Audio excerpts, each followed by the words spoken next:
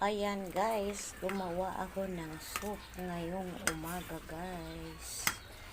Miso miswa guys, ang sinahog ko po dito guys ay may tira kami kagabi. Lechon manok at saka hinaluan ko siya na ayan guys. So, laman po ayan ng chicken. Ayan. Ribs ng chicken. At hinaluan ko rin po siya guys ng pritong isda para malasa. Ayan, pakulo lang ng ano guys. Nilagyan ko siya ng luya, sibuyas, at saka yung panimpla, yung dilaw ang nilagay ko guys. Ayan. Para may soup lang umaga guys. Ayan naman guys. So,